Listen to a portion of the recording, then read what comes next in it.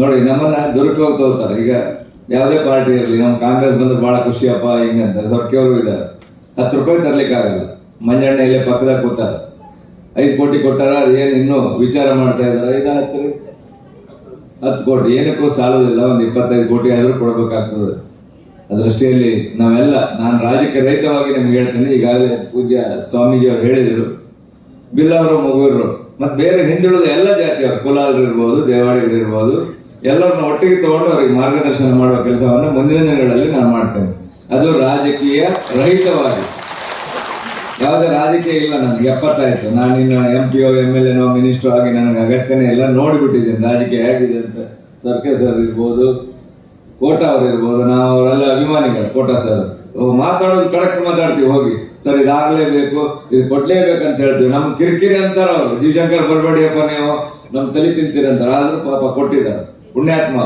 ಈಗ ಎಣಿಸಿದ್ರೆ ಬಹಳ ವಿಚಿತ್ರ ಅನಿಸ್ತದೆ, ನಾವಿಟ್ಟು ದುಡ್ಡು ತಂದೀವ ಅವ್ರ ಹತ್ರ ಅಂತ. ಒಳ್ಳೆ ಮನುಷ್ಯ. ಅವ್ರನ್ನ ಈಗ ಎಲ್ಲೇ ಒಂದ್ ಕಡೆ ಈಗ ಹಾಕ್ತಾರೆ. ಈಗ ನಮ್ಮ ರಾಜಕೀಯದಲ್ಲಿ ಒಳ್ಳೇದಿದ್ರು ಅವರು. ಅದರಷ್ಟಿಯಲ್ಲಿ ಬಿಲ್ಲವರಿಗೂ ಹೇಳ್ತೀನಿ ನಾನು, ಅಂತ ಪ್ರಸಂಗ ಬಂದಾಗ ನಾವು ಹೋರಾಟ ಮಾಡ್ಬೇಕಾಗ್ತದೆ. ರಾಜಕೀಯ ಪಕ್ಷ ನೋಡ್ಬಾರ್ದು ನಾವು. ನಿಮ್ಗೆಲ್ರಿಗೂ ಒಂದು ಮಾತನ್ನ ಆಮೇಲೆ ಹೇಳ್ತೇನೆ, ನಿಮ್ಮ ಸಂಘಕ್ಕೆ ಬಂದು ನಾನು ಹೇಳ್ತೇನೆ. ಅದನ್ನ ಒಳ್ಳೆ ರೀತಿಯಲ್ಲಿ ಕೇಳ್ಕೊಳ್ಳಿ. ನಮ್ಗ ಮಗುವರಿಗಾಗಲಿ, ನಿಮ್ಮ ಬಿಲ್ಲವರಿಗಾಗಲಿ ಸಣ್ಣ ಪುಟ್ಟ ಭಿನ್ನಾಭಿಪ್ರಾಯ, ಅಪನಂಬಿಕೆ, ಬಿಲ್ಲವರಪ್ಪ ಅಂದ್ರೆ ನಾವು ದೂರ ಸರಿತೀವಿ, ಮಗುವರಾದ್ರೆ ನೀವು ದೂರ ಸರಿತೀವಿ. ಖಂಡಿತವಾಗಿ ನೀವು ಈಗ ಬಲಿಷ್ಠ ಆಗ್ತಾ ಇದ್ದೀರಿ. ಖಂಡಿತ ಖುಷಿ ಅನಿಸ್ತದೆ ನನಗೆ. ನಾನು ಯಾವ ಜಾತಿ ಬಗ್ಗೆನೂ ಇದಿಲ್ಲ. ನೀವು ಕೂಡ ಬೆಳಿಬೇಕು ನಮ್ಮ ಜೊತೆನೆ. ನನಗೆ ಬಹಳ ಖುಷಿ ಆಯ್ತು. ಆ ದೃಷ್ಟಿಯಲ್ಲಿ ನಾನು ಮಾತಾಡ್ತೇನೆ ವಿಕ್ರಮ್ ಸರ್ ಹತ್ರ. ಒಂದು ಮಾತು ಹೇಳಿದ್ರು, ಪ್ರಸ್ತಾವನೆ ಮಾಡೋರು 2 ಕೋಟಿ ಸಾಲ ಇದೆ ಅಂತ. ಖಂಡಿತ ಸಾಲ ಮಾತ್ರ ಇಡಬೇಡಿ. ನಾನು 5 ಲಕ್ಷ 10 ಲಕ್ಷ ನಾನು ಸನ್ಮಾನ ಮಾಡಿದ್ದಕ್ಕೆಲ್ಲ ಖುಷಿಲೇ ಕೊಡ್ತೀನಿ. ಆದರೆ ಸಾಲ ಮಾಡಿದ್ರೆ ಅದರ ಹೊರೆ 24 ಲಕ್ಷ ಆಗ್ತದೆ. 12% ಬಡ್ಡಿ ಹಿಡಿದ್ರು. ಖಂಡಿತ ದೊಡ್ಡ ಹೊರೆ ಅದು. ಆ ನಿಟ್ಟಿನಲ್ಲಿ ಇವತ್ತು ಅಧ್ಯಕ್ಷರು ಇರ್ಬೋದು, ವಿಕ್ರಮ್ ಸರ್ ಇರ್ಬೋದು, ಯಾರೇ ಇರಲಿ, ಅದಕ್ಕೊಂದು ಹೊಣೆಗಾರಿಕೆಯನ್ನು ಮಾಡಿ ಆ ಸಾಲ ಆದಷ್ಟು ಬೇಗ ತೀರಿಸುವ ಇದನ್ನು ಮಾಡಿ, ಬೇಕಾದ್ರೆ ಅದನ್ನು ಇವೆಂಟ್ ಮ್ಯಾನೇಜ್ಮೆಂಟಿಗೆ ಕೊಡಿ. ನಾವು ಉಚ್ಚಿಲದಲ್ಲಿ ಕೂಡ ಹಾಗೆ ಮಾಡಿದ್ದೀವಿ. ಇಲ್ಲಾಂದ್ರೆ ಬಹಳ ಕಷ್ಟ ಆಗ್ತದೆ ನಿಮಗೆ ಅದು ನಡೆಸೋದು. ಅದು ಬಂದ ಇದರಿಂದ ಕಷ್ಟ ಆಗ್ತದೆ, ನಿಮಗೆ ನಡೆಸಲಿಕ್ಕೆ ಆಗಲ್ಲ. ವೆಜ್ಜಿಗೇನು ಬಹಳ ಇಲ್ಲ. ನಾನ್ ವೆಜ್ ಕೊಡ್ತೀರಾ? ಕೊಟ್ರೆ ಬರೇ ನಮ್ಮವ್ರು ಅಷ್ಟೇ ಬರ್ತಾರೆ ಬಿಲ್ ಅವರು. ಅದನ್ನೆಲ್ಲ ನೋಡ್ಕೊಳ್ಳಿ. ಯಾಕಂದ್ರೆ ಹಾಲ್ ಮಾಡೋದು ಕಷ್ಟ ಅಲ್ಲ, ಅದ್ರ ಇನ್ಕಮ್. ಮತ್ತೆ ನೀವು ನಿಮ್ಮ ಬಿಲ್ಲವರಿಗೆ ಒಂದು ಮಾತು ಹೇಳ್ತೇನೆ, ನೀವು ಬಂದಾಗ ಇವತ್ತು ಇಷ್ಟು ದೊಡ್ಡ ಹಾಲ್ ಮಾಡಿದ್ದಾರೆ. ಯಾವುದೇ ಸಮಾಜದವ್ರು ಬರಲಿ, ಸೊರ್ಕೆ ಬರಲಿ, ಕೋಟಾ ಅವ್ರು ಬರಲಿ, ಗುರ್ಮೆ ಅವ್ರು ಬರಲಿ, ಬೇರೆ ಸಮಾಜದವರೆಲ್ಲ ಬಂದಿರ್ತಾರೆ. ಅವಾಗ ನಮ್ಮ ಶಕ್ತಿಯನ್ನು ನೀವು ತೋರಿಸ್ಬೇಕು. ಹಾಲ್ ಫುಲ್ ಆಗಿ ಬಾಲ್ಕನಿಯಲ್ಲೂ ಜನ ಇರಬೇಕು. ಹೌದು, ಅವಾಗ ಮಾತ್ರ ಸರ್ಕಾರ ಬದುಕ್ತದೆ. ಯಾವುದೇ ರಾಜಕೀಯ ಪಕ್ಷ ಇರಲಿ. ಸುಮ್ಮನೆ ಯಾವಾಗ ಈಗ ನಿಮ್ಮ ಸಾಂಸ್ಕೃತಿಕ ಕಾರ್ಯಕ್ರಮ ಇದೆ, ಅದಕ್ಕೋಸ್ಕರ ನೀವು ಸುಮ್ಮನೆ ಮಕ್ಕಳನ್ನ ಮೊದಲು ಅಲ್ಲೆಲ್ಲ ಈಗ ಬಣ್ಣ ಹಾಕ್ತಾ ಇದ್ದಾರೆ. ನೀವು ಸ್ಲೋ ಮಾಡಿ ಬರ್ತೀರಿ ಹೋಗ್ತೀರಿ. ನಮ್ಮ ಸಮಾಜ ನಮ್ಮದು ಅನ್ನೋ ಒಂದು ಮನೋಭಾವನೆ ನಿಮ್ಮ ಹತ್ರ ಇರಬೇಕು. ನಾವು ಹೊಟ್ಟೆ ಕಿಚ್ಚಿಗೆ ಹೇಳೋದಲ್ಲ, ಅಂದ್ರೆ ಮುಂದುವರ್ತೀರಿ. ಒಂದು ಯುವ ಒಂದ್ ಕಡೆ ಎಲ್ಲೋ ಇರ್ತದೆ, ಮತ್ತೊಂದ್ ಸಲ ಇಲ್ಲಿ ಒಂದ್ ಕಡೆ ಇರ್ತದೆ. ಹಿಂಗೆಲ್ಲ ಇರಬಾರ್ದು. ನಾವು ಹೇಗಿದ್ದೀವಿ, ಮಗುವಿನಂದ್ರೆ ಒಂದ್ಸಲ ಹೊರಟು ಬಿಡ್ತೀವಿ. ನೀವು ಹಾಗೆ ಬಿಲ್ಲವರಂದ್ರೆ ಒಂದ್ಸಲ ಹೊರಡ್ಬೇಕು. ಈಗ ನಿಮ್ಗೆ ಒಂದು 25 ಕೋಟಿ ಬೇಕಂದ್ರೆ ಮಂಜಣ್ಣನಿಂದ ನಾವೆಲ್ಲ ಹೋಗ್ಬೇಕು. ಸುಮ್ಮನೆ ಅವ್ರನ್ನೊಂದು ಇದು ಮಾಡಿ ಕೂಡಿಸಿದ್ದಾರೆ, ಈಗ ನಿಗಮ ಮಾಡಿ. ಏನು ವೇಸ್ಟ್ ಅದು. ಸರ್ಕಾರದ ಬಗ್ಗೆ ಮಾತಾಡ್ಲಿಕ್ಕೆ ನಮಗೂ ಇದಿಲ್ಲ, ಬೇಜಾರು ಅನಿಸ್ತದೆ. ಅದ್ರ ನೋವು ಬಹಳ ಬೇಜಾರಾಗ್ತದೆ. ಸುಮ್ಮನೆ ನಮ್ಮನ್ನ ಮಂಗ ಮಾಡ್ತಾರೆ. ಹಿಂದುಳಿದ ವರ್ಗದವ್ರನ್ನ ಏನ್ ಮಾಡೋದು? ಸರ್ಕೆ ಸಾಹೇಬ್ರು ಇಲ್ಲೇ ಕೂತ್ಕೊಂಡಾರ, ಅವರಿಗೂ ಗೊತ್ತಿದೆ, ಉಸಿರು ಕಟ್ಟಿ ಹೋಗಿದೆ. ಸ್ವಾಮೀಜಿಯವರು ಹೇಳ್ತಾರೆ, ಗೊತ್ತಿದೆ, 1 ರೂಪಾಯಿ ತರ್ಲಿಕ್ಕೆ ಆಗಲ್ಲ, ಹೇಳ್ತಾರೆ ಅಷ್ಟೇ. ಅದರಷ್ಟೇಲಿ ಒಂದು 25 ಕೋಟಿ 50 ಕೋಟಿ ಕೊಟ್ರೆ ಇರ್ಲಿ ಅವರು, ಇಲ್ಲಾಂದ್ರೆ ರಾಜೀನಾಮೆ ಕೊಡ್ಲಿ ಅಷ್ಟೇ. ಯಾಕೆ ಬೇಕು? ಹೆಸರಿಗೆ ಒಂದು ಅಧ್ಯಕ್ಷರ ಪಾಪ ಅಷ್ಟು ದುಡಿದಾರ ಅವರು ಆ ಭಾಗದಲ್ಲಿ, ಹೆಬ್ರಿ ಭಾಗದಲ್ಲಿ, ಕಾರ್ಕಳ ಭಾಗದಲ್ಲಿ. ಆ ನಿಟ್ಟಿನಲ್ಲಿ ರಾಜಕೀಯದವರು ಯಾವುದೇ ಪಕ್ಷ ಇರಲಿ, ಜಾಸ್ತಿ ಅವ್ರ ಮೇಲೆ ಭರವಸೆ ಇಡಬೇಡಿ. ನಾನು ನಡೆದು ಬಂದ ದಾರಿಯಲ್ಲಿ ನಾನು ತಿಳ್ಕೊಂಡಿದ್ದೀನಿ. ಆ ನಿಟ್ಟಿನಲ್ಲಿ ನಾವೆಲ್ಲರೂ ಒಂದಾಗಬೇಕು. ಕರಾವಳಿಯಲ್ಲಿ ಒಂದು ಶಕ್ತಿ ಆಗಬೇಕು. ಇವತ್ತು ಬಂಟರಲ್ಲಿ ಹಿಂದುಳಿದವರು ಇದ್ದಾರೆ, ಕುಲಾಲರಲ್ಲಿ ಇದ್ದಾರೆ, ದೇವಾಡಿಗರು ಇದ್ದಾರೆ, ಬೇರೆ ಬೇರೆ ಜಾತಿಯಲ್ಲಿ ಇದ್ದಾರೆ.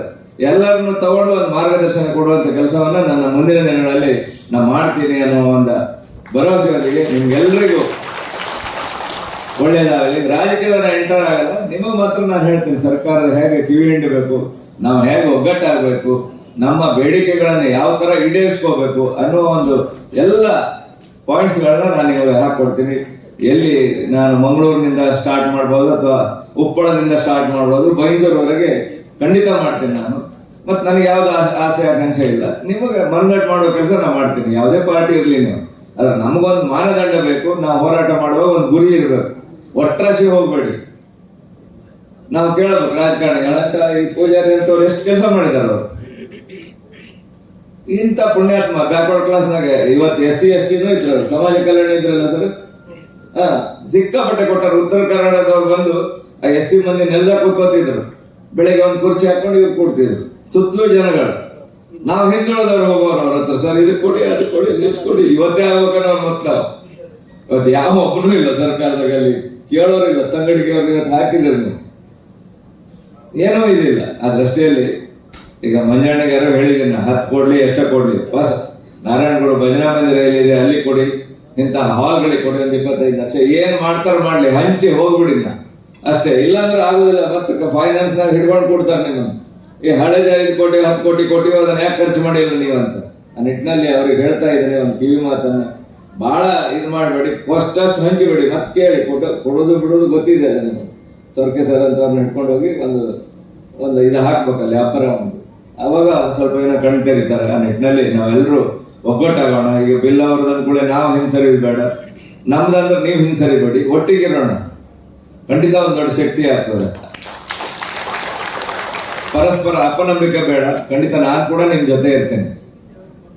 ಯಾವುದೇ ಒಂದು ನಿಮ್ಗೊಂದು ಮಾರ್ಗದರ್ಶನ ಮಾಡೋ, ನಿಮ್ಮ ಹತ್ರ ಇಲ್ಲ ಅಂತಿಲ್ಲ, ನೀವು ನನ್ನಂತವ್ರೊಬ್ಬರನ್ನ ತಯಾರು ಮಾಡಿ. ಅವರು ರಾಜಕೀಯದವ್ರು ಇರಬಾರ್ದು, ಇಷ್ಟೇ ನಾನು ಹೇಳೋದು.